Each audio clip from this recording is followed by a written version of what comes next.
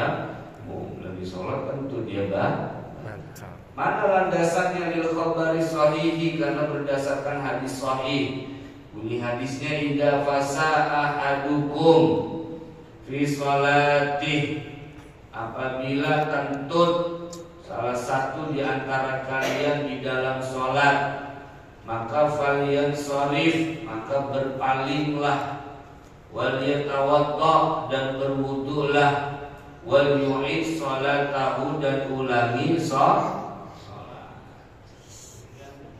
Hadisnya ini landasan. Kalau kentut di dalam sholat, berhentiin sholatnya, terus ulangi lagi dari awal. Nah, sama kayak tadi prakteknya wudhu atau tayamum sholat, Allahu Akbar, kentut dibatalkan sholat, kemudian ulangi lagi dari awal. Begitu juga praktek yang tadi, sholatnya enggak wudhu, sholatnya enggak tayamum, karena fakidut tohurai, ya maka sholatnya tadi batalin, terus takbir lagi dari awal. Wahadal kalamu, adapun pembahasan ini fisalimi, tentang orang yang normal. Maksudnya normal, tidak memiliki penyakit. Penyakit apa? Nah ini amas salisu, adapun salis. Salis ini ada nama penyakit itu, yang kalau kencing udah nggak terasa atau keluar gitu. Bukan beser, apa namanya kita, saya lupa. Saya pernah ngobrol sama aki-aki, ada katanya memiliki itu. Bukan beser, bukan. Kalau beser namanya bukan salis, masih kencang. Apaan? Hah? Ada dari sono. Itu saya pernah ngobrol itu ada. Memang penyakit ini ya namanya salis, itu air apa dia kencing ini apa gitu. Tanya bukan beser, bukan. Kalau beser itu kan artinya kencing mulu. Itu bukan penyakit kalau kencing mulu. Bukan anjing-anjingan sama beser kan sama ya? Iya. Anjing-anjingan sama beser sama nggak? Anjing sana. Anjing-anjingan apa?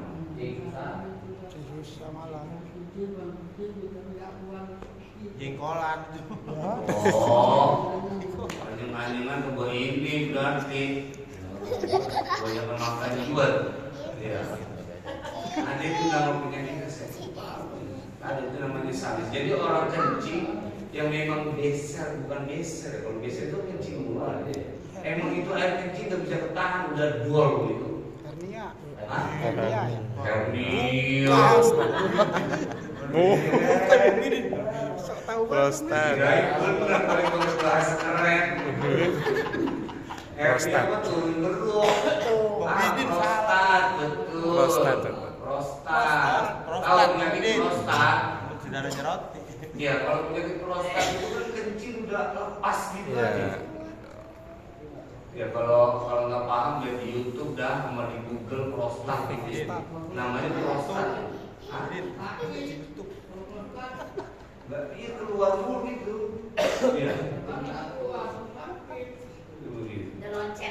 Iya loncat gitu.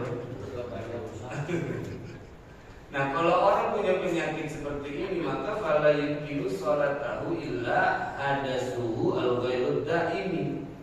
Maka sholatnya tidak batal terkecuali hadas yang tidak terus-menerus. Bikhilafid daim, berbeda halnya dengan hadas yang terus-menerus. Fa innahu la yubtiluha, maka tidak membatalkan kepada sholat. Kayak tadi tuh orang punya penyakit yang melulu kencing gitu. Maka kalau yang keluar itu adalah tetesan air kencing, maka nggak batal sholat, karena hadasnya itu hadas yang daim, yang terus menerus. Tapi kalau yang keluar selain itu, maka sholatnya batal. Contoh seperti perempuan istihadah. Kalau yang keluar di dalam sholat itu darahnya, maka sholatnya kagak batal. batal. Kenapa? Karena yang keluar adalah hadas yang terus menerus. Beda halnya kalau yang keluar bukan darah, sholatnya batal. Karena yang menjadi hadas yang terus menerus kalau bagi wanita isyaro kan darah. Paham ini deh.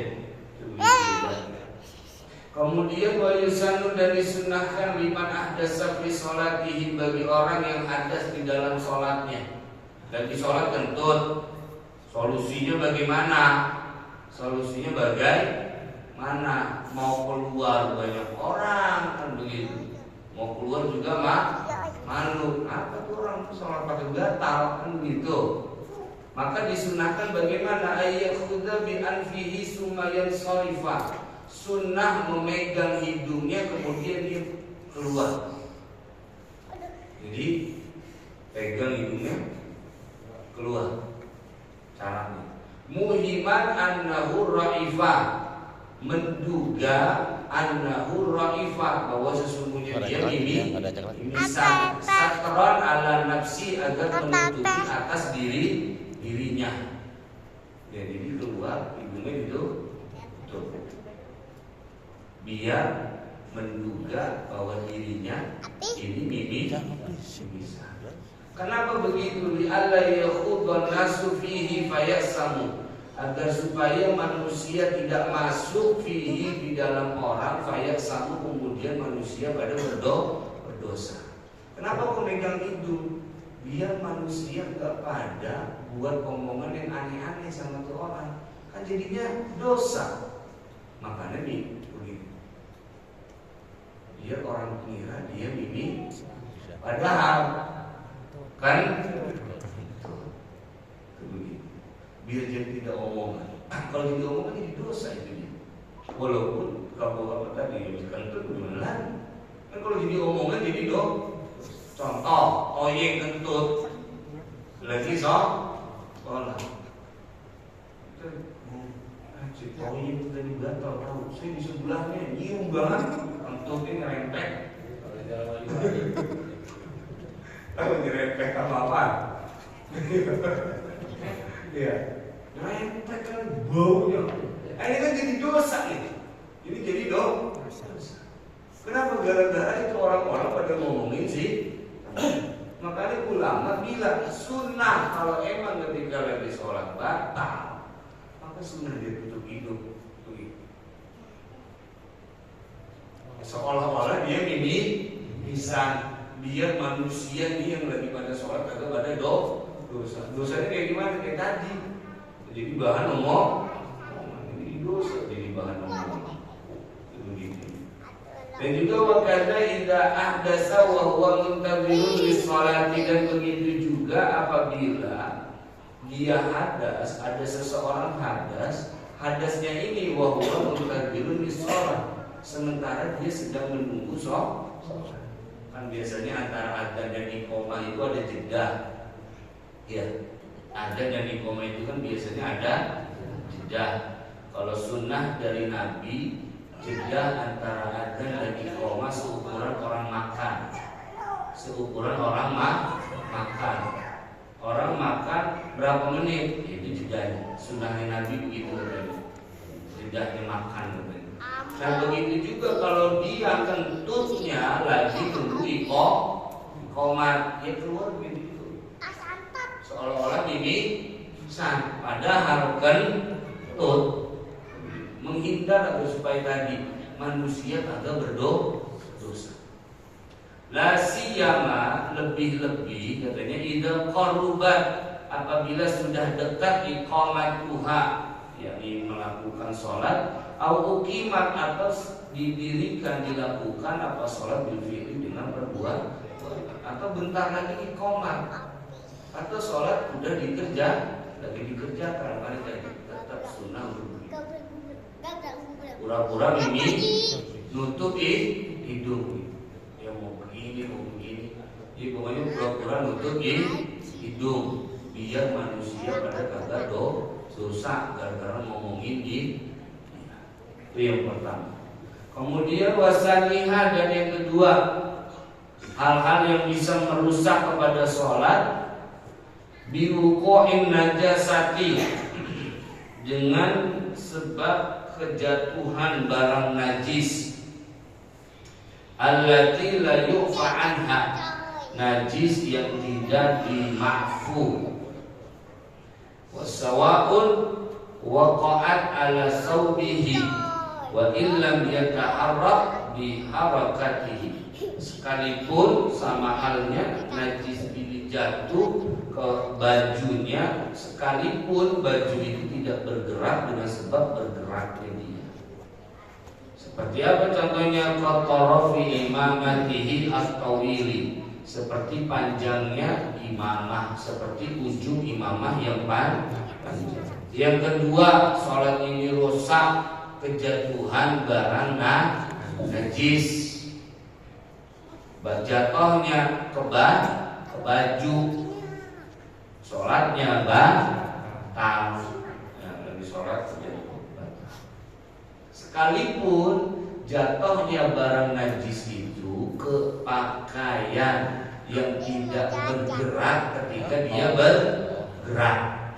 Sholat gerak, gerak, ruku kan gerak, tidak.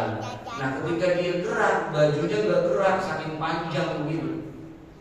Ya pakai imamah itu, imamah ujungnya masih nyeret ke lantai, ujungnya masih nyeret ke lantai, kan nggak bergerak yang di lantai ketika dia bergerak.